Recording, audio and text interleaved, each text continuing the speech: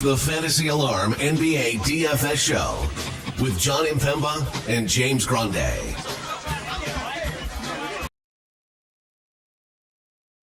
What is going on, everybody? Happy freaking Friday, and welcome into the Fantasy Alarm NBA DFS live stream. I am your host, James Grande. No, John Impemba is not here, as you heard in the intro. No, John Impemba will not be returning to the States. He now lives in Europe. No, he'll be back eventually. But joining me, like you guys have seen on the channel a bunch this week, a bunch since joining the team, Keith Eister. You can follow Keith on the old Twitter machine at EYS819DFS. Keith, what's going on, brother? Happy Friday. Not too much. Happy Friday. It's an especially happy Friday for you. Congrats, my man. Took down a couple of tournaments last night. Saw a lot of plays that we talked about on this very show in that lineup. So congrats. Awesome lineup. Truly great stuff. Yeah, it felt good. And you know, I had been talking to you and Justin before the stream, like, oh man, all this, I don't have any late exposure, but you and I really hammered home the fact that Phoenix New Orleans was the best game on the board. And that's the game that I stacked while, you know, a lot of the field was on, you know, and rightfully so, on Dallas Charlotte. Bits and pieces of that game, but you know, that was the chalky game, and it went way under the expected total, unless you played Moses Brown, right? I mean, that was the one solid piece from that game. KJ Simpson I had too, but appreciate the good looks there. I mean, it was definitely a good lineup. I did have somebody chasing me. I had messaged you like, oh, I'm good, and then I looked, and someone had an Ant LeBron lineup that was surging, and then Ant got thrown out of the game, and I was like, "Oh, thank God!" Because it probably would have got dicey if Ant had played that fourth quarter, but obviously Ant got thrown out, and I ran a little bit good. But yeah, this is now on to bigger and better things. Maybe we'll repeat tonight. 8-game slate on DraftKings, as you noted before we got on. 10 over on FanDuel. We don't know who's playing in one of them. The Lakers that might not have anybody. But 8 games here on DraftKings, kicking off at 7 p.m. We have an Island 7 p.m. game. I think last night or 2 nights ago, we had like 4 7 p.m. games. Late night hammer is New Orleans, Phoenix, running it right back again. New Orleans, you know, you and I actually speculated a couple of New Orleans. We pretty spot on with this McCollum and Zion out stuff. But thank you guys for tuning in. I see some people in the chat already. Coach Chris, yo, what's up, Coach Chris? I see through you. Let's crush tonight. Jalen Smith from Chicago. Listen, you don't have to, you know, we'll talk about Chicago. We'll talk about it. Yep. We have a lot of Chicago fans in the room right now. Justin also Bulls Nation as well. David, what's up, bro? Happy Friday to you, and happy Friday to everyone in the chat. If you're new to the channel, we go live every Monday through Friday at 5 p.m. Eastern Standard Time. We also do a pre-show Monday through Friday in the evening leading up to the slate. You can catch it in the morning, the middle of the day, whenever. We have a 7-day free trial going on at Fantasy Alarm. You can see the code right above me right now. So if you want to scan that and join the family for 7 days, you can see Keith's playbook that's up on fantasyalarm.com right now. Keith, before we get into everything, what's your overarching thought, specifically on the DraftKings 8-game slate that like caught your interest, or what are some of the key things you're watching? Yeah, definitely 2 different slates today. If you're playing over on FanDuel, it's wildly different because Anthony Edwards is suspended, so tons of Minnesota value, and then Luka and LeBron are questionable in the last game as well. So FanDuel's a little bit different. On DraftKings, that we're going to focus on mainly here, I mean, the thing that jumped off the page, obviously we have a ton of value in New Orleans with Zion and CJ out. That game went nuclear last night. We talked about some good pricing in that game, a lot of plays that we like, the game environment, especially the lack of defense is really what we touched on primarily. So they're running that right back, and now there's even more value in that game. The other thing that stuck out like a sore thumb is it seems to me, at least what's being projected around the industry right now, that nobody wants to play the best fantasy player in the world. And I just don't quite understand that. Nikola Jokic showing around under 10% across the industry. The man just goes out there and crushes. I don't know what else you want him to do. A 3-time MVP, under 13,000, down all the way at 12-2. In fact, we have value everywhere. Why is he not the first click in most of your lineups? I don't understand it. I also don't understand it. It's one of those situations, and we're going to talk about it a lot. There's a lot of teams jockeying for playoff position, Denver included. Denver does not want to fall into the 4 seed and have to play OKC in the second round, right? Like Denver wants the 2 seed. If I'm anyone in the West, like avoid OKC. Seemingly, I know a lot of people don't believe in OKC. I do. I would want to avoid that team specifically. So I agree. You said less than 10%. I see it half of that. So we'll see what the final number comes in at. But it is definitely intriguing, and we are definitely pro Jokic here, and I don't know why who like wouldn't be, but when you see that number, it's very hard to get away from. For all those watching for the first time, we go position by position, so we'll kick it off at the point guard spot. We have 2 guys over 10K and Shai Gilgeous-Alexander, 2 guys and Cade Cunningham, 2 guys at 9K in Trae Young and Jalen Brunson, and then we have a bunch of guys in the 8K tier. What is like your breakdown of like anyone 8K and up? Like, who are you prioritizing? Who are you fading? What's your temperature on this tier? SGA all the way at the top is a fantastic option. I mean, the game environment against Atlanta is one that we love to target. Atlanta plays at the second fastest pace in the league. So I think getting up to him, if you're not playing Jokic, I think SGA is a very nice spend up, as is Cade Cunningham. Denver has been a really great matchup for fantasy this season. Yes. They're average defensively, and Denver has played much faster than they have in the last few years. I believe they're 5th in pace currently in the NBA. Cade's been absolutely crushing, took a huge step forward this year. The ceiling is immense, 10-2, right there with SGA. Not going to catch a ton of ownership either, I don't think. Both of these guys are great low-owned spend-ups if you're not getting to Jokic. Yeah, I completely agree. And also, the caveat with Shai, possibly no Chet, who we love, but now downgraded midday, which you hate to see, but you get the Chet downgrade is obviously something to monitor as well. So like them both. Trae obviously in a really tough spot, but he'll be low owned if you want to go there. Brunson, you can play, but I think you're most comfortable if there's no cat at 9,200. Yep. I mean, no reason not to go back to Book. I mean, I know the game, it's not as good of a game environment. If you look, it's down to 229 implied points, which I did find a little interesting. And I'm assuming it's just weighted that it's a back-to-back for both these teams, and they logged a lot of minutes. No Zion, McCollum, obviously, but Phoenix team total didn't shift. Phoenix has the 5th highest implied team total, tied for 4th, almost 120 implied points. So Booker stands out just like he did last night. Yeah, I totally agree. This New Orleans defense is something I'm interested in attacking.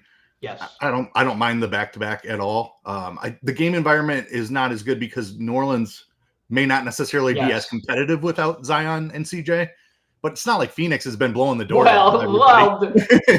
Blowing the door. They can't even beat New Orleans. Yeah, they can't even beat New Orleans outright. Exactly. So I'm not concerned about a blowout here necessarily at all.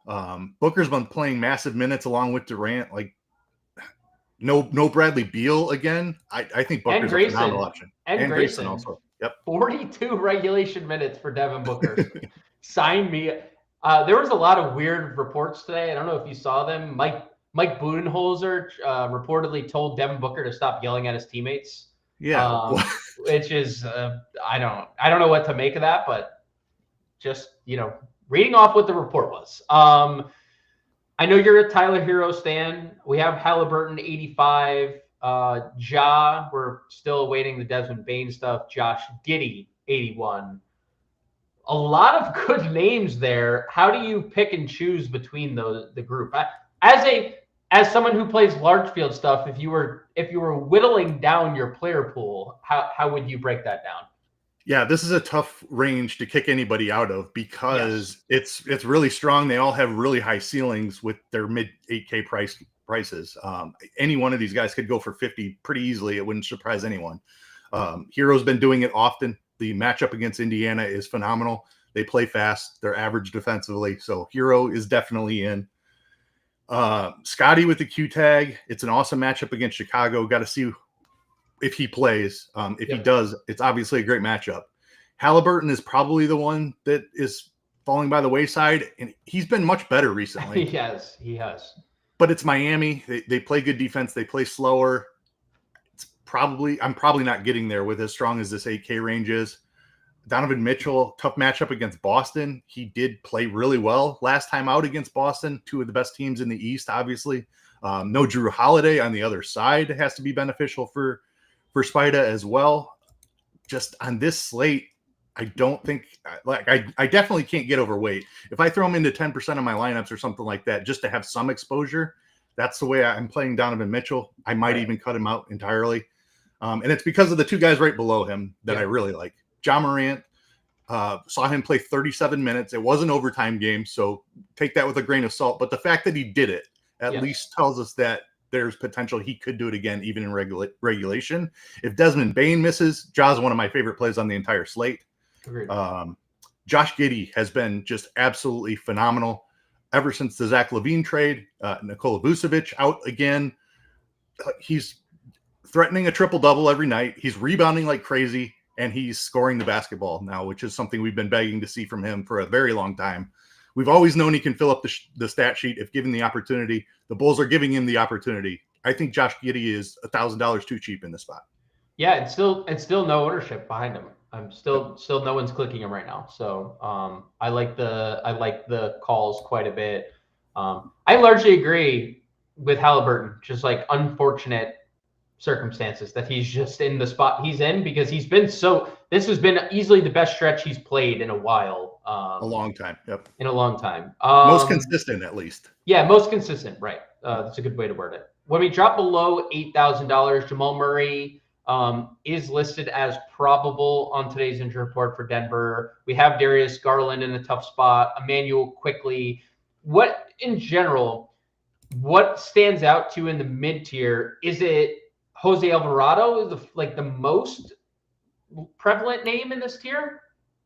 I think he has to be, and it's concerning because, they were shorthanded last night, and he only played 20 minutes. Yes. That's concerning. They're even more shorthanded. Now with CJ out as well, you have to think he's getting run tonight. It's hard to project him for 30 minutes. He started last night. Right?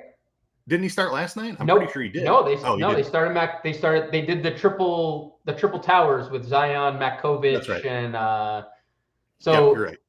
If I have to assume he's starting. Yes. Right? I just don't know who else they would start. Hawkins would be the only other name I can think of. Oh boy, that's an experience if they do that. Kelly O, point forward. They just play Kelly Olynyk on ball. I don't know about that. All right, let's. All right, in a world we have a crystal ball and Jose Alvarado is starting. Is he the top play in this mid range?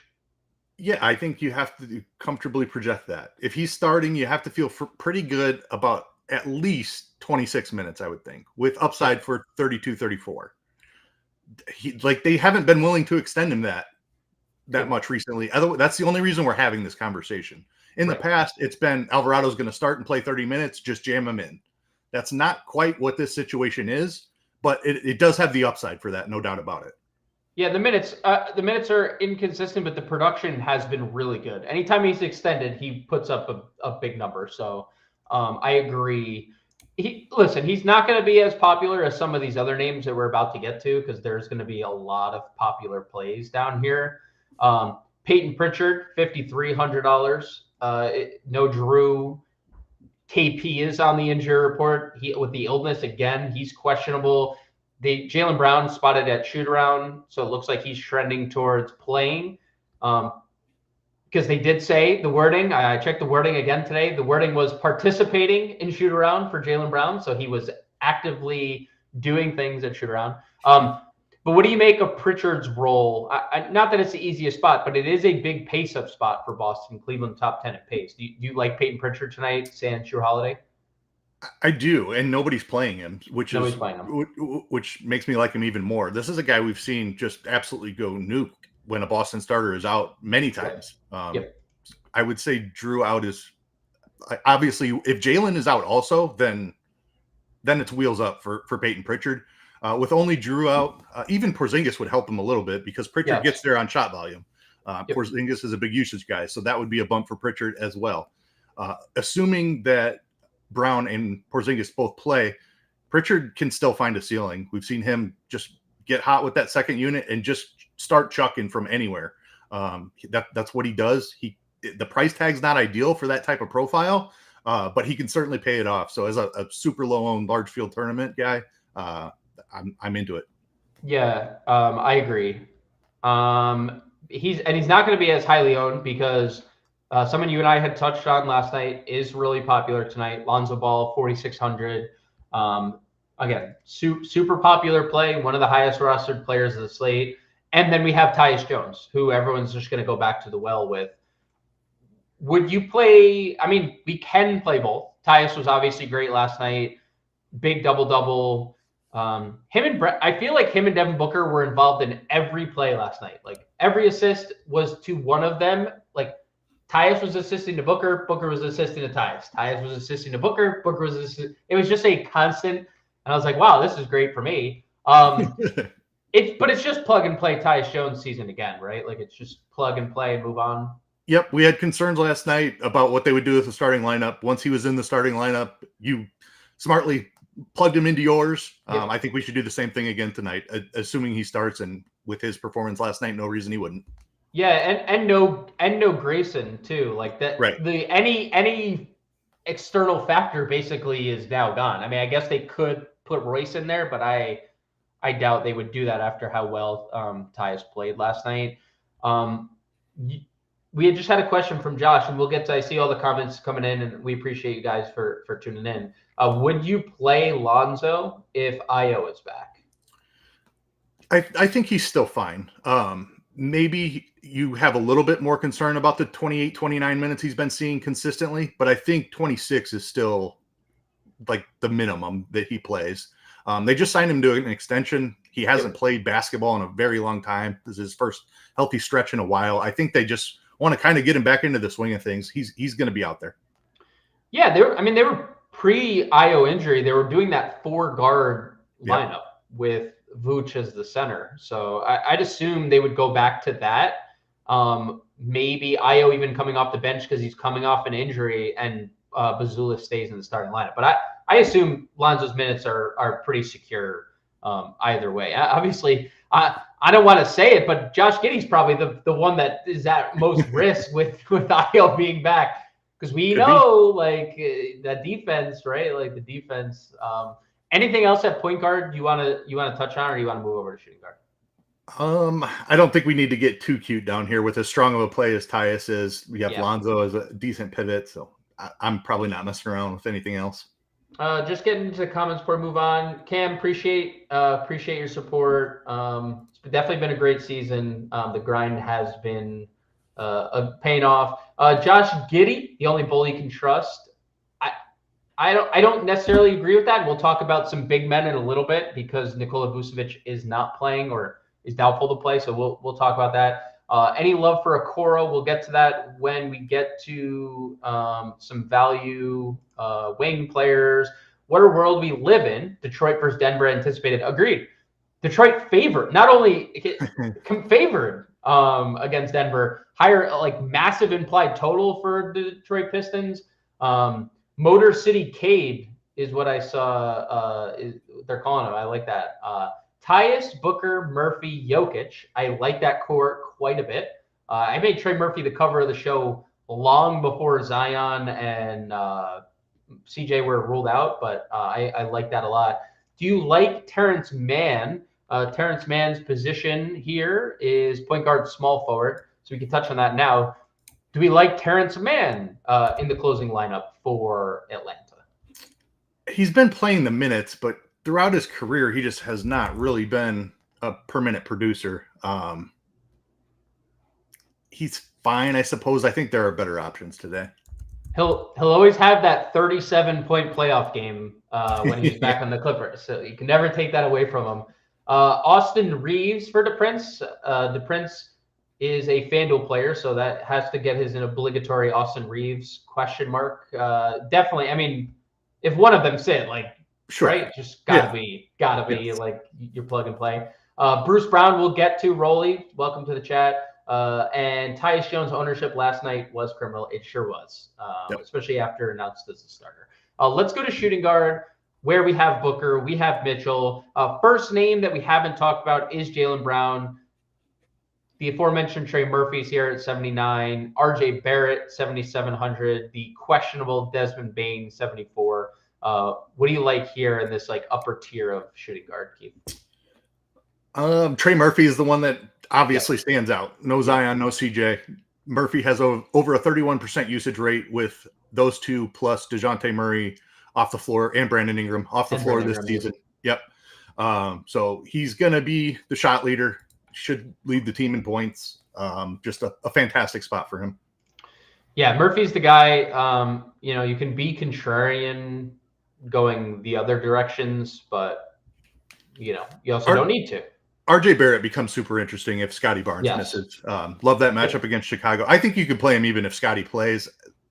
He's not as strong of a play as Trey Murphy in that scenario, but if Scotty's out, then RJ's in that conversation. Oh, that was an Antonio Reeves because he could start for New Orleans. Yeah, I mean, he had that one game. Yeah. At the beginning of the season. I won a tournament. I won a tournament with Antonio Reeves that night. That was the game. He does exist in the world. He does play basketball in the world. And shooting guard 3K. Look, he DMP'd yesterday. Doesn't mean he's going to DMP today. But there's no guarantee with minutes tonight. None. Right? It could literally be zero. It could quite literally be zero. Right here at the Cleveland game, 34 actual points. Probably hasn't scored 34 actual combined for the rest of the year. If he's starting, like obviously he's probably like the best value of the day. He's $3,000 in a dream spot, but that is also the Island 9 p.m. game, so we probably won't know very much going into it. So we'll see. I would say that's a large field tournament play only. I agree on your. There's an interesting conversation around that when we get to value at shooting guard that we can talk about. Maybe you have a pivot there if you want. If you leave a little bit of money on the table, you could do that. Okay.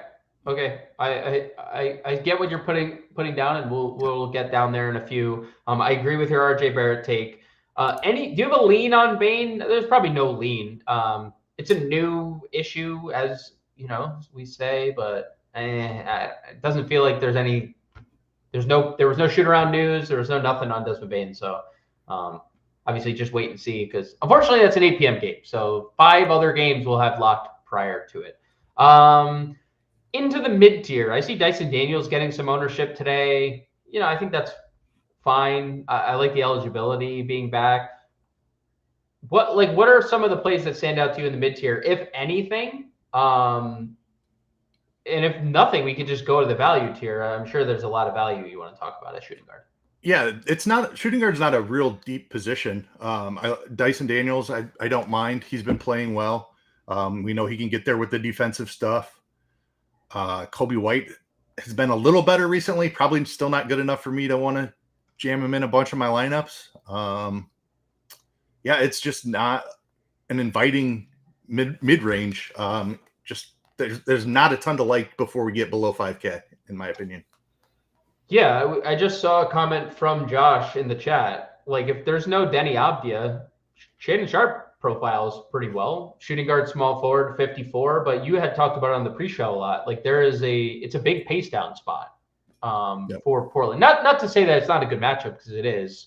But it is a big pace down spot. But Sharpe profiles pretty well if there's no Denny Abdia. You mentioned it, below 5K. talk to me. I mean, Karis LeVert's getting some ownership. Malik Beasley's coming off a really good game. There's obviously New Orleans stuff down here, some Indiana stuff. We got the Ben Mathurin news earlier today. He's out. Talk to me about the sub 5K shooting guard range. Yeah, LeVert's role looks really good. He's in basically the DeAndre Hunter role. He's coming off the bench, but he's playing a ton of minutes, and he's in the closing lineup. So feel pretty good about the role there. The production's been inconsistent, but he's a guy who has popped off for ceiling in the past. Certainly don't mind him. Jordan Hawkins is the guy that I really want to talk about. Yep. As we've seen him, anytime there's usage available, he is one of the first guys that steps up and takes it. He will launch from anywhere on the court.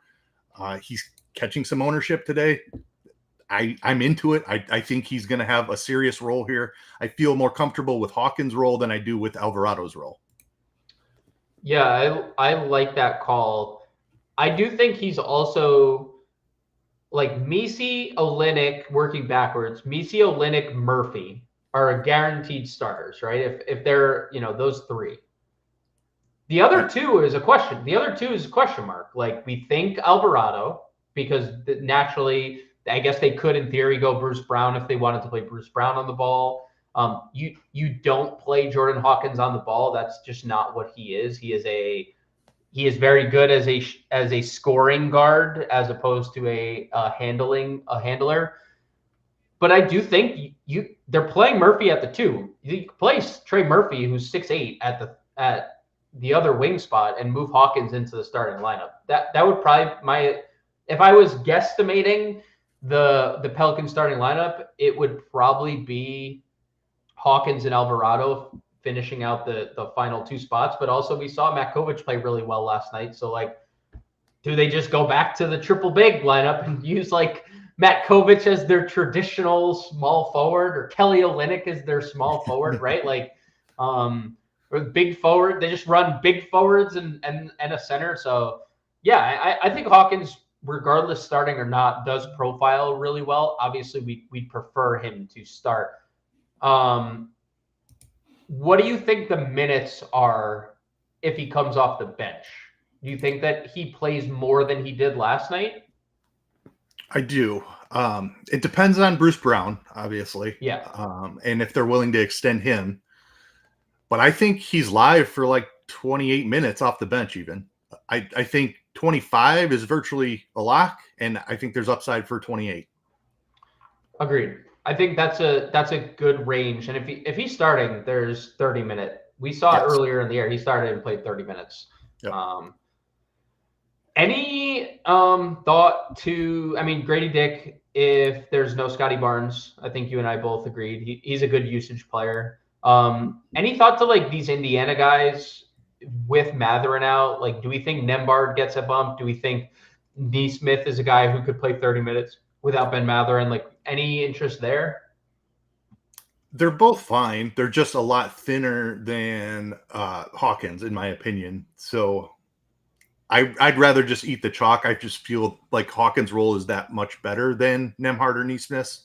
So that's my preference. I will just stay chalky there and then pivot somewhere else in my lineup. The first domino has dropped. Kristaps Porzingis is out. Per a lot of beat writers, Jaylen Brown and Luke Cornett are still listed as questionable. So you will now get the Horford Hauser starting lineup, right? And then we'll see who the 5th starter is going to be, depending on if Jaylen Brown plays, because it won't be Peyton Pritchard. I guarantee it. That no matter what, Peyton Pritchard will not be starting in that lineup. But he's still my favorite play. still a very good play. I was actually going to comment on it earlier. I think Kristaps being out matters a lot to Peyton Pritchard. Yep. Because they now don't have the option to pick between Horford and Pritchard. Because now, without Porzingis, Horford's your closing center, and now Pritchard's going to close, whether he's going to close over Hauser. That happens 100% of the time. So I think that just solidifies Pritchard's role even more. I know positionally it is weird to think about it that way, but they do have the optionality with Horford or Pritchard. Now they don't without Porzingis in the lineup. So anything else at shooting guard, or you want to move on? I'm going to answer this. No Ben Shepherd ever in a million years. Never. I'm sorry. I don't mean to be like disrespectful to Ben Shepherd. I'm sure he's a fine NBA player and in the role that he's in. No, I'm laying the law down there. No. What about, I can mention a similar name. What about Davion Mitchell? He's been playing a ton of minutes. We saw him pop off a little bit last game. I don't personally love it, but it's an interesting name. I am just going to pretend like Eric Spoelstra and his team doesn't exist, except for like Tyler Hero and like if Bam doesn't play like Khalil Ware, like I'll just pretend like everyone else on the team doesn't exist. Fair enough. No, I get what you're saying. He has been playing good minutes, but 4,500 is pretty uncomfortable. Like it's a pretty uncomfortable price. It's a pretty uncomfortable price for like he just didn't close the other day, so like that's a little concerning. We're getting a lot of Saturday news here. I wish we were getting Friday news, considering it's Friday and not Saturday. So seeing my phone blow up for all this news, like, please, Friday news. Can't Saturday. They just dump that like after the slate locks? I agree. Yeah.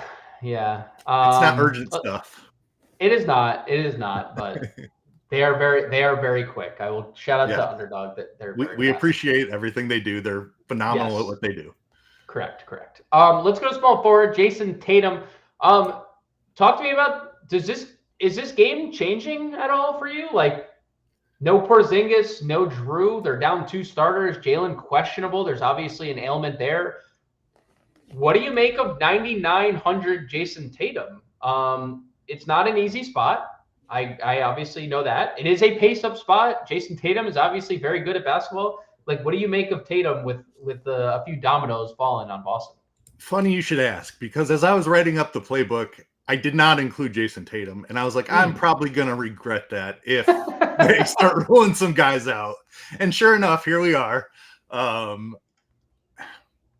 It's still not a matchup that I love. And there are a lot of 9K players in matchups that I do love. Right. Even the 8K range we talked about as being really, really strong. Tatum's awesome, obviously. I just don't know that I'm getting to him a ton tonight, even still with Porzingis being rolled out also. I have to reevaluate that a little bit now that we do have the news. He could play 42 minutes in this spot. There's no question about it. Yep. I probably will have him in my pool at this point. He's kind of been an afterthought up until this point, and I had a feeling that this moment might come, and here it is. I think you're right. Like, there's a lot of plays, especially in like, for me, the 8K range that look like I can get 50 and 60 fantasy. Yeah, like, not 60, but 50. Give me Jog, give me Giddy. There's all kinds of names. I will. It is hard to ignore. On the year, Jason Tatum, biggest usage bump on the team. No Porzingis, no Drew, 4%.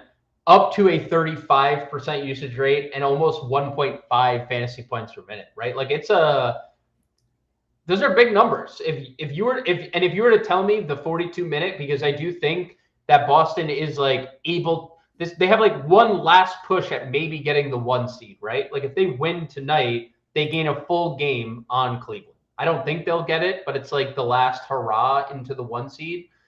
It's also, this is the first time they're going to face a DeAndre Hunter Cleveland team, right? Like that was the upgrade that they specifically made after they lost to Boston the last time. So I'm not saying Tatum's a priority for me, but I definitely feel like I'm in the similar boat. Like, I'm reevaluating my thoughts on Tatum tonight.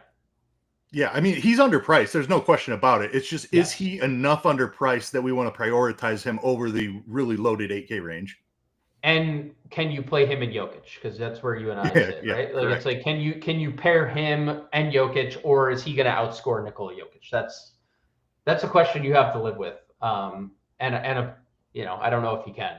Moving down the list. We talked Scotty, he's questionable. Josh Hart is questionable. Obviously, the Knicks are going to could look very different tonight if Towns and Josh Hart don't play. Can they be competitive in that game? I'm not sure, but we'll have to play a lot of Knicks and find out. J-Dub could look very intriguing if there's no Chet Holmgren. Talk to me about like this upper tier, just small forward in general. Like what's your take on small forward as a whole? Yeah, Josh Hart with the injury is a little concerning. Yes. But he's been somebody I've played a ton this season. Same. I love playing him because he can do it in so many different ways. He can get you 10 rebounds or 10 assists. Rarely he'll get you both. Really fast-paced game, a game environment that I want to attack. I'm just a little bit concerned about the injury. I prefer Jalen Williams slightly, just below him. Also in a very fast-paced game. Yep. Moving down a little bit in the mid-tier, I really like Andrew Wiggins if he plays. Again, another guy who's dealing with an injury, but has really settled into a nice role with Miami, feeding well off of Tyler Hero. Great matchup for him against Indiana, who plays fast and doesn't play much defense. Don't mind Avdia if he plays again. Whenever he's been healthy, he's playing the minutes. He's obviously really struggled with injury luck here recently. Yes. But Avdia should play big minutes. Jeremy Grant is also questionable. So if it's a situation where Avdia plays and Grant is out, then you feel really good about mid-30s minutes potentially for Avdia. Moving down here, Asar Thompson, a name that you mentioned last night that really started to grow on me as I was researching the slate. I don't think anybody's playing him, and he has shown nice upside. I see different, and we'll see if that updates. But I see Asar Thompson getting pretty. I see him getting a lot of ownership right now. But that also are those numbers after the Beal news? Because with Tyus now. Yeah, that's fair. I think a lot of people go down to Tyus and this kind of 4 and 5K value. Even Lonzo Ball, I think, sees his ownership come down significantly with Tyus available. Agreed. Okay. We'll see closer lock where it shakes out. But Aaron Wiggins is an interesting name with no Alex Caruso. He has the potential to play a bunch of minutes tonight. And possibly no Chet. Yeah. Anytime Chet's not been there, Aaron Wiggins is like one of the, I feel like this is whatever has happened to Aaron Wiggins has been an out of body experience. Like I knew he was a good player. Dude, he is giving you, if he plays 20 minutes, he gives you 15 points plus like every night. It's crazy. Yeah. Whatever the player development machine is in Oklahoma City, the rest of the league needs to copy it. That's for sure. It's crazy. It is crazy. I agree. I'd rather play Aaron Wiggins over Andrew Wiggins for the same projection and a $1,800 haircut. That is a good one. Shout out to you, Power. That was a good one. Justin in the chat. What up, fam? Hit the like button. I agree, Justin. Hit the like button. Subscribe to the channel. Do all that stuff. We go live 5 times a week. We appreciate the support. If Brown's out, got to go Tatum over Booker. That's a good discussion to have. Like, if it's just Tatum and Derek White out there, and Peyton Pritchard, I don't care how good Cleveland is. I'm loading up Boston. Like, if there's no Jaylen Brown, I'm loading up on Boston tonight. I like that call for sure. Josh, we'll get to your comment when we get to power forward Makovic versus Kellyo, because we're chugging along. We'll get there in a second. Stacks, what up? What up to you? Welcome in. Pittsburgh Pirates. Interesting. We do a baseball stream here. I don't know if you heard. We'll be doing that shortly as well. Let's go into the value tier, like cheap value, like sub 5K value. Who stands out? Anybody? Not really at the small forward position. The guard value, I think, is a lot stronger. There are some interesting names, though. If Io is out again, I think you can go back to Kevin Huerter, who's played a bunch of minutes without Io the last couple of games. Seems secure in that 6-man role. Obviously, Io being back would really impact his minutes quite a bit. Yep. I think if Io plays, I prefer George Niang in that range. Started off really hot with Atlanta, has fallen off a little bit recently. But a guy, if he makes some threes, he can get there for you. Yep, shot maker show. Both games he's been nails from 3. He's been extended. So if the Pelicans start Bruce Brown, what's your thoughts there? Yeah, I'd have interest if he starts. 28 minutes last night. I think you could expect 30 plus pretty easily if he's in the starting lineup. So I'm interested. There's so much usage to go around with CJ and Zion out of that lineup, both 25% plus guys. Bruce Brown could definitely take some of that up, and he does everything else pretty well as well. Expect him to handle the ball a little bit tonight as well, so should get some assists. I'm interested in Bruce Brown. I think you can play him even if he doesn't start, but especially if he's in the starting lineup. Agreed on all fronts there. Sam Hauser interest, probably going to draw the start. I don't think we need to, but what's your take on Hauser? Because they do this every time. Horford and Hauser in, Pritchard primary guy off the bench. What's your assessment on Hauser at 39? Yeah, I mean, there's a world where he knocks down a bunch of threes and pays off 3,900. That's not out of the range of outcomes by any means. So you can certainly play him. I don't think it's all that likely. Now, if Jaylen Brown is out as well, it's a different conversation because there's going to be a lot more shots available for him. We just had the comment, and it's very nice that Justin's in the chat because, again, I said this to you on the pre-show. He asked me about Zaire Williams the other day, and I just shot him down immediately. I was like, nope, no chance. Not doing it. You couldn't pay me enough. But here we are. Another Justin, IC3, asking about Zaire Williams. Brooklyn's a little tough to get to with like the Cam Thomas stuff coming back, right? Yes. Yeah. I mean, we've seen Cam Thomas take up 30+% usage when he's out there. I don't know how many minutes he's going to play tonight. Maybe it's low 20s, maybe it's high 20s, but he's going to be out there for a significant portion anyway. And that really impacts the rest of Brooklyn. I feel like it could be 15 minutes and Cam Thomas is going to take 15 shots. And it's like, right. That's why we can't trust anyone in Brooklyn because Cam Thomas is doing everything with the ball, except passing it. I don't think we need to go. We'll see about Miami. Obviously, the best play in the world, Kyle Anderson, could be back in our lives if Wiggins and Bam and all them are ruled out. There's a legitimate world he starts. Just saying, if Wiggins and Bam were to be ruled out, Kyle Anderson might be back in our lives. Let's go to power forward. Kevin Durant, Jason Tatum.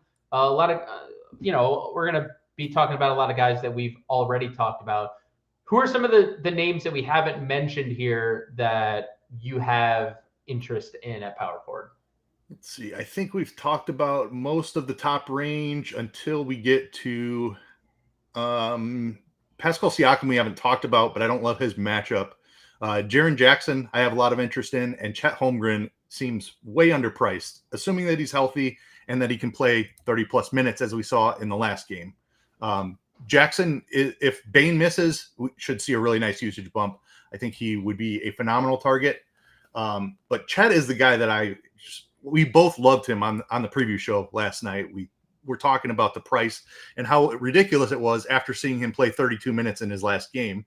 Now that he pops up questionable midday, it becomes a lot more risky. But I still think he's underpriced if he plays. It's an awesome game environment against a fast-paced Atlanta team. So I'm still playing Chet if he's active. I just think he's too cheap, even if I don't feel as good about him playing 32 minutes again. Yeah, man, I wish Chet wasn't on the injury report. Such a sad thing. We were like, first person in our lineup this morning, Chet Holmgren. Great. Yep. Ricky, let me get your email if you want to, and we can take care of it. I mean, I can't do it right now on the show, but as soon as the show's over, I can send it into customer support and get that taken care of for you. Just send me your email and we'll get that addressed after the show. Sorry for that. Is Claxton back? Yes, Claxton is back. He was just suspended for the one game, so he's back, Josh. What else at power forward? OG, like the Knicks are obviously interesting if Hart sits and Cat sits. Jeremy Grant is questionable, but he's interesting. We kind of had talked about Aaron Gordon being on the injury report today, second leg of a back-to-back. We'll know. That's the 7 p.m. Island game today. So, 5,400 for Aaron Gordon. Santi Aldama, 53. He was someone that you and I were very high on last night. Is that still hasn't changed at all? That has not changed. I'm basically skipping over the 6Ks and the high fives to get down to the low fives because I think there's quite a few options down here. In fact, one of them is definitely Santi. The role changed about 3 games ago. Instead of playing 24 minutes, he's now playing closer to 30 minutes, which, I mean, he's still too cheap for that type of role. If we get Desmond Bane ruled out as well, that's an even bigger boost to him. But even if Bane plays, I think Santi is still a little bit underpriced for his 28 to 30-minute role that he's been playing. Bull, a guy that we've been jamming in our lineups quite a bit over the past week or so, 2 weeks. The production just continues to be there. Bradley Beal out again. I assume that he's back in the starting lineup and live to play 30 minutes. He's an awesome per-minute producer, so anytime he gets that type of volume, he should be a big part of your lineups. Kelly Olynyk and Carlo Matkovic, we definitely have to have a conversation about. At least one of them is certainly starting without Zion, I would think. I think you just basically wait and see what the lineup is. If they both start, then it's a really interesting conversation. I'm with you. I don't know if they do that here. Just because like Zion is a different type of player. There's just nobody really like him. So for him to be able to run it to 3 is one thing, but to ask one of these guys, I guess you asked Murphy to run it. No, Murphy would be at the 2. Murphy would be at the 2, yeah. But like you said, like Zion can handle. Not Kelly O can handle the ball, but it's like the athleticism is not the same tier. Athleticism is going way down. Yeah. Which is why I when we were talking about it, like if I was asked to project the lineup, I would have Hawkins and Alvarado in there with them running like more traditional power forward center instead of their triple big because it's just so different. But I would assume it would be Kelly O because that's the direction they went. But Matkovic looked really good last night. Do you just, let's say, just for a single entry, would you just build with Kelly Olynyk or save $500 and then just play whoever starts? Yes, I would do that. Like there's a very real chance we get this news at 8:30 and you're stuck with only New Orleans Phoenix players. So yeah, just build with Kelly, and then if Matkovic starts over Kelly, you just leave the 500. I think that is the right move. Yeah.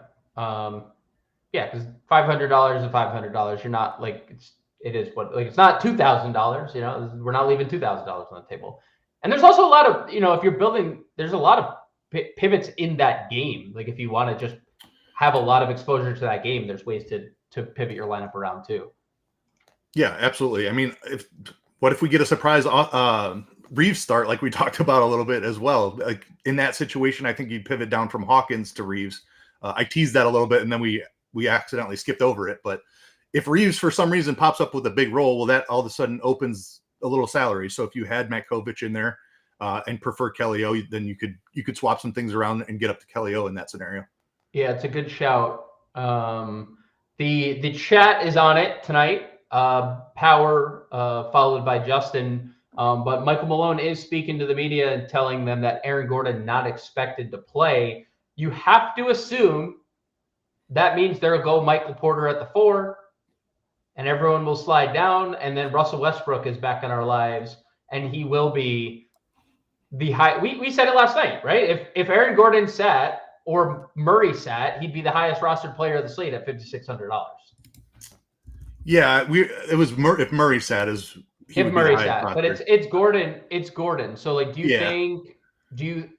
think that they do that starting lineup where we see Michael Porter at the 4? Because Detroit runs Toby at the 4. Like we've seen Toby play in the past, the 3 and the 4. It's not like Porter is like mismatched at all there. Yeah, I do think that it's probably Westbrook that jumps in, especially who's the forward that's out for Denver? Peyton Watson. Yeah, Watson is out, so he's a guy they've started in the past for like a nominal 18 to 20 minute start. Yeah. They don't have that option now with him out. I don't think they would start Zeke Naji, so I think it is Westbrook. Yeah, I mean that would probably be the alternative, right? Going Najee, but I do think I do think it's likely Westbrook, just because we know the rapport that Westbrook has had with Jokic and the love that they share together, and the whole organization, how much they love Russell Westbrook. So I'd assume it's Westbrook. How much exposure would you want to Westbrook if he's in the starting lineup? A fair amount. Yeah. Yeah. What does that do for you in general for Denver? Does Aaron Gordon move the needle for you at all, or is it just simply like, I was already playing Jokic and now I want to play Westbrook too? Does it open up anything else for you, like Murray or Gordon or Murray or Porter? I'm checking Porter and Brown's price right now. Both of those guys found ceiling often, while Aaron Gordon missed that significant chunk a month back. Yep. I'm interested in both of those guys. Brown is 5,500. Porter is 6,100. I have interest in both of those guys. I wasn't playing either of them before the Aaron Gordon news. I think they're both in my pool now. Yeah, and I think Denver's a team that runs a short rotation, and it's just got shorter, and now you're going to get max minutes out of these guys. So especially Christian Brown, Michael Porter, we've seen them play monster minutes when people are out. So I think Denver looks really good, even though they're, again, the 7 p.m. Island game with all the news coming behind, potentially that you'd hopefully dodge. I agree. I do think like Christian Brown and Michael Porter make a bit more sense. Anything else at power forward worth discussing? Or are you ready to move on to center? Let's see. Let me just take a quick glance. We've bounced all over the place a little bit here. I think we covered most of it. Okay. Jalen Suggs out indefinitely with trochlea injury in his left knee, even though it's been reported as a quad for the last month. Interesting. Anyways, we'll go into center because, injury reports are believable and whatnot. Nikola Jokic, 12.2, 7 p.m. window, no ownership. Just what it is, yeah. I mean, at least yesterday we had Luka Doncic and Giannis Antetokounmpo on the slate, and you could make an argument because they were cheaper and they have somewhat of a ceiling close to Jokic's. But tonight, there's no one with that type of ceiling. You could argue Cat maybe if he plays tonight, but he might not even play. I don't understand. There's value all over the place, and nobody's playing Jokic. Is it matchup? I don't understand it. It's got to be, well, when you look at center. That's true. There's a lot of cheap centers that we'll talk about. Yep. And that's typically what it's been, because that's the only legitimacy behind not having Jokic be popular at the price that he's at, because he constantly beats this price. Unless the Lakers quadruple team him every time down the slate. Let's just go down to the value. Well, mid range I think is fine. Duren, foul trouble waiting, but obviously has a ceiling.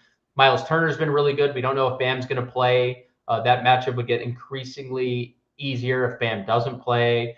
Jakob Poeltl, we assume the minutes would tick up. Second game back from an injury. Isaiah Hartenstein would look really interesting if there's no Chet Holmgren, because the minutes would obviously tick back up as their lone center. Jared Allen with no Porzingis, Precious possibly without. I mean, there's a lot, and then you get to the value. Talk to me about center, because we haven't even gotten to the value, and that's right. I think the real discussion of this. Yeah, there's still a half a dozen guys to talk about once we get below every guy you just mentioned there. Maybe not. Is that where you're just going? Do you want to just cut all that crap out and just go down to the? Honestly, no, because you're getting low-owned plays that have smash potential here. Jalen Duren, I know there's foul trouble risk, but he's been incredible recently. He has been. He has been very good. He's going to be out there. I like the matchup. If he stays out of foul trouble, he could absolutely smash 6.5. Poeltl is a guy that I'm interested on beating the field to. Centers have absolutely torched the Bulls this season. Yes. Now Vucevic is out. If Poeltl plays 28 minutes, I want a ton of Pirtle. If he was playing 30 minutes in this spot, he'd be chalk at this price. So Yep. I'm going to try to beat the field to Pirtle. Nobody's playing him because they're unsure of the minutes. That's the type of situation I like to attack in tournaments. Jared Allen is fine. I wasn't on him prior to the Porzingis news. It's definitely a better matchup for him now without Porzingis. So if you want to go that route, I like that. Claxton has been really good recently. I'm not saying that I'm going to either of Allen or Claxton because Pirtle and Duren are my guys in that range. And then we still have this whole value tier to talk about. What do the Bulls do at center? Who starts? I think Collins starts. How do you his game from last time, how do you not start him after that performance? He put up 21 points, 17 rebounds, and 7 assists. Like, I certainly don't expect that production again, but I think the Bulls have to at least put him out there as the starter. That doesn't mean that he's my favorite Bulls center, because Jalen Smith is 3,700, and Zach Collins has a propensity to pick up some fouls and in a hurry. If he picks up 2 first quarter fouls right away, immediately you're going to see Jalen Smith get way more minutes than he's projected for. At this price, Jalen Smith is a great fantasy point per minute producer.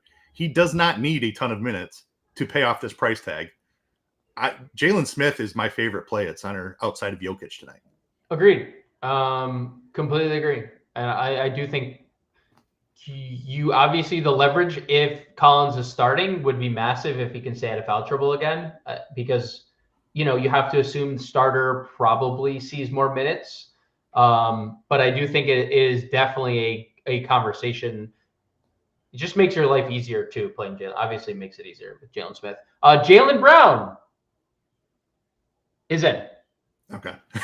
Luke Cornett is in as well. Not that that matters, but not near as much as suspense with that one. Yeah, no. The suspense is definitely a little different. Well played on the Jalen stuff. You had me hanging. Yeah, we do that. We do this. We do this for a living. Let's check the chat here. What do we got? Josh thinks they go Najee in the starting lineup. Hey, it's possible. Westbrook or Peyton Pritchard if no Brown and Gordon. Well, no Gordon, yes Brown. So I guess the question in that scenario, Westbrook or Pritchard, now that we have that data. Because it broke like it is, I think it's close. If Brown would have been ruled out, it would have been Pritchard for me pretty easily, just because there's a lot more usage available for him. Westbrook playing next to Murray and Jokic and Porter, just there's not quite as much for him. Agreed. I think it's an interesting conversation. It's probably Westbrook slightly, but I think the ownership is going to be wildly different too. So if we factor in ownership, I think I prefer Pritchard as a play. Haywood Highsmith if there's no Andrew Wiggins. Not on this slate. I don't need to go there. No. I don't even know if he would start. It's probably him or Jaquez. We'd have to see. All this value, Jokic ownership is going to explode. We've been saying it's not like there wasn't value earlier in the day. Like Tyus Jones broke, or the Bradley Beal stuff broke, an hour, 2 hours ago? And Jalen Smith upgraded happened really early in the day. Right. And the ownership didn't move. Didn't move. I don't. People hate Jokic. That's all I got. I don't know. They just don't want to. I don't know. They don't think they can win with him. I think.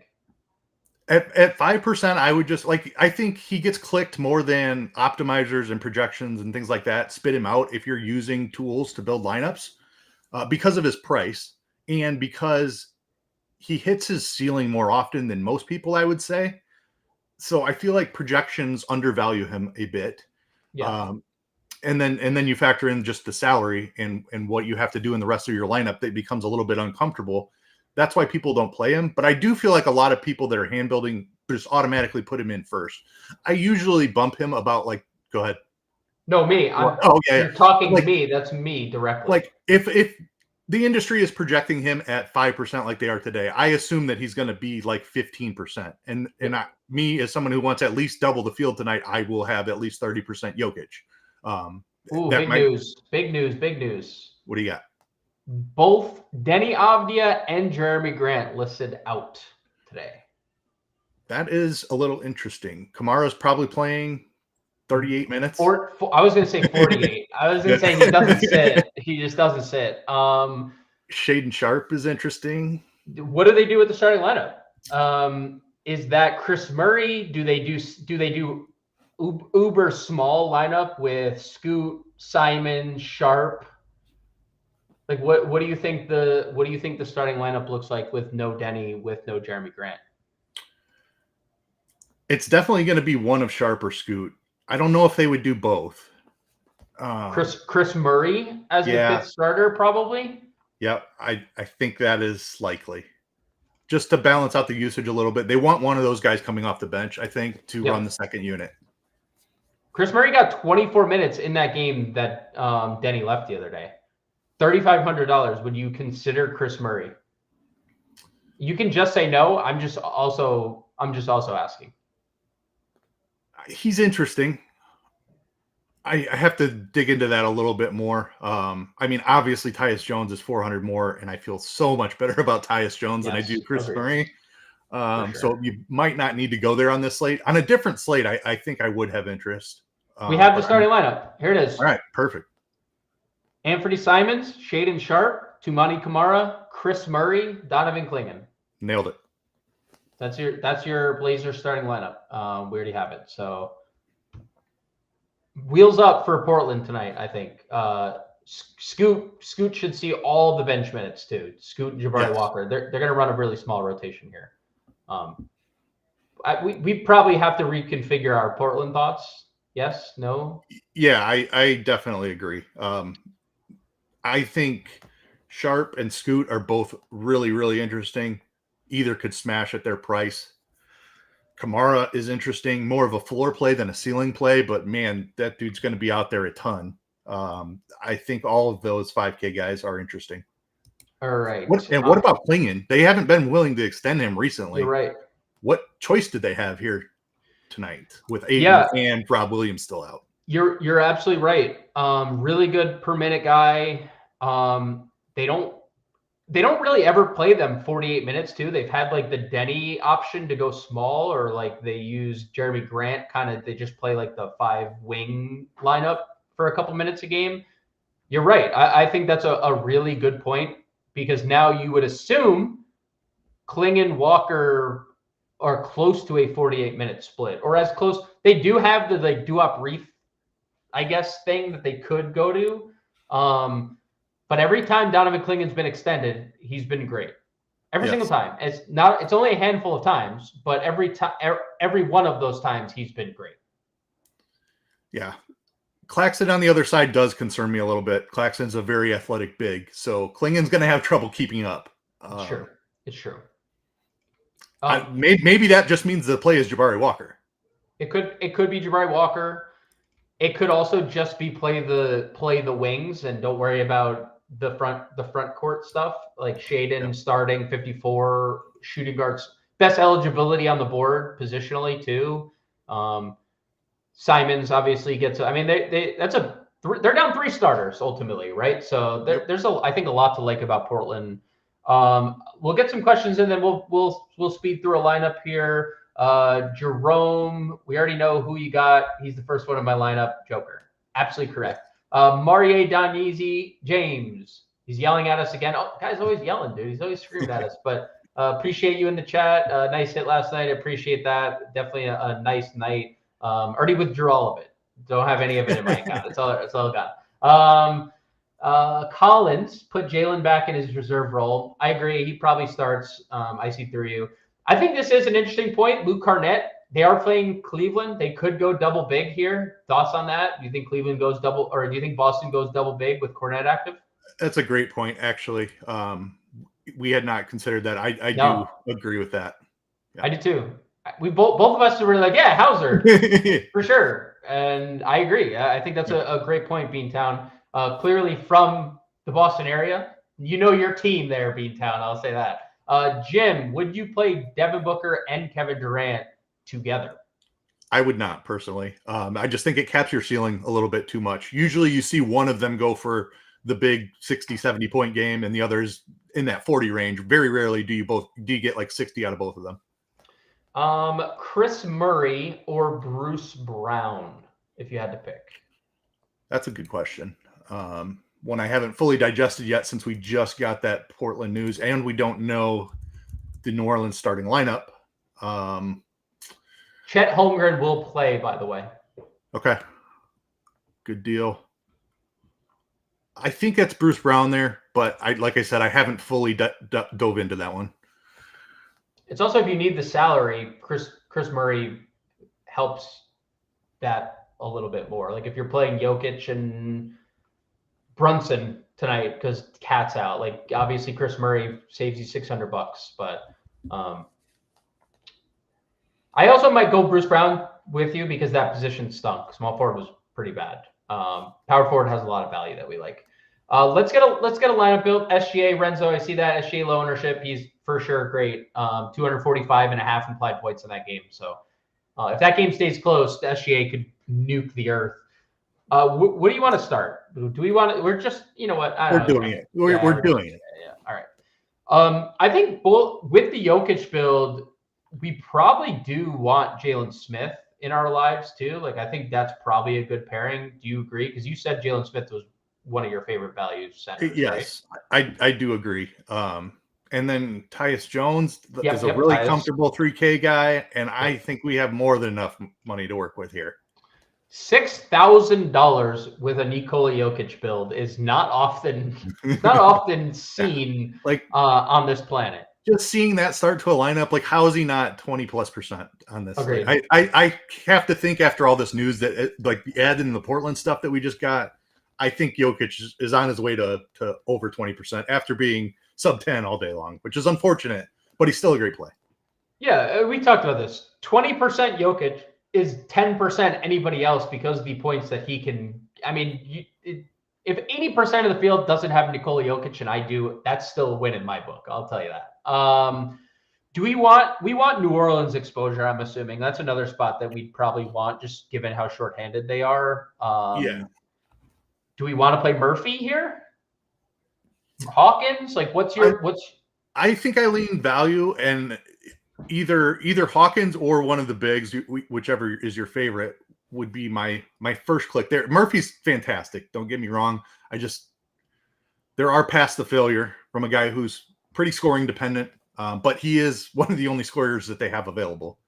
Let's play Hawkins. I like that value play. Shooting guard.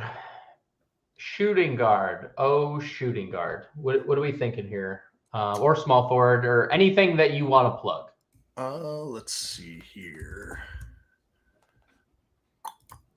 I mean, Shaden, shooting guard, small forward. Probably small forward's a bad position. You can play Shaden Sharp.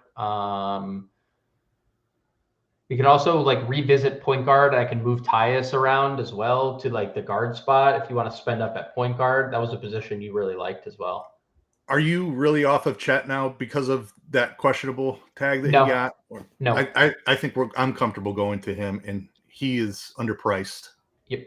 Now, I never like hearing calf, but because it's a contusion, that's different than like soreness. You know, like contusion is not sore. Like soreness, I'm like, oh, the Achilles is going next. Contusion's like, oh, he just has a bruise on his leg. That's fine. Yeah. No, I like Chet. I'm not shying away from Chet at all. Giddey is another one of my favorites, but we don't have the positional. Yes. No, we do. We do. I could just move. I could just move Tyus there, and then Hawkins to shooting guard, and we can get back to Giddey. Yep. Now we need Hawkins to start there, but I don't even think we really do need him to start. I think he's fine anyway. 5,500 small forward and a forward. What do we think? Let's see here. Bol for sure. $6,000 small forward will be Kamara, Brown, Shaden, probably one of those three. Yeah, I'm fine with any of those three. I'm gonna go Shaden for this. I'm gonna go Shaden for the ceiling here. I think he has the highest ceiling of the bunch. Josh Giddey, Jordan Hawkins, Shaden Sharp, Chet Holmgren, Nikola Jokic, Tyus Jones, Bobo, Jalen Smith, $600 left over. Thank you guys for your constant support this week. Again, you can follow Keith on Twitter. You can see his Twitter handle down there. You can see my Twitter handle here. We'll be back on Monday with the preview show, with the live stream. It's Keith and I on both those fronts. So appreciate you guys. TJF, everyone be safe this weekend, and we'll catch you.